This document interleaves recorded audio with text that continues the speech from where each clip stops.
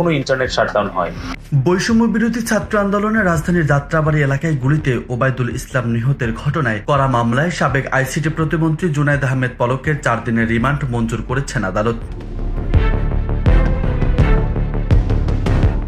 সোমবার সকালে তাকে আদালতে হাজির করা হয়। এ মামলায় তাকে 7 দিনের রিমান্ডে নিতে আবেদন করেন মামলার তদন্তকারী কর্মকর্তা। রাষ্ট্রপক্ষে ঢাকা মহানগর public prosecutor Omar Faruqui remand মঞ্জুরের পক্ষে শুনানি করেন।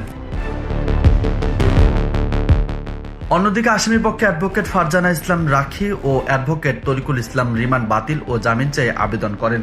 উভয় পক্ষে শুনানি শেষে Dhaka metropolitan magistrate GM Farhan ইশতিয়াকের আদালত তার 4 দিনের রিমান্ড মঞ্জুর করে আদেশ দেন।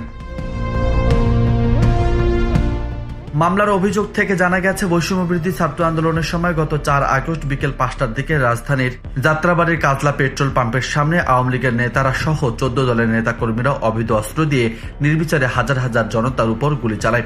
এতে ওবায়দুল ইসলাম গুলিবিদ্ধ হয়ে মারা যান। এই ঘটনায় সাবেক প্রধানমন্ত্রী শেখ হাসিনা, ওবায়দুল কাদের সহ 58 জনকে আসামি করে মামলা করেন নিহতের স্বজন মোহাম্মদ আলী।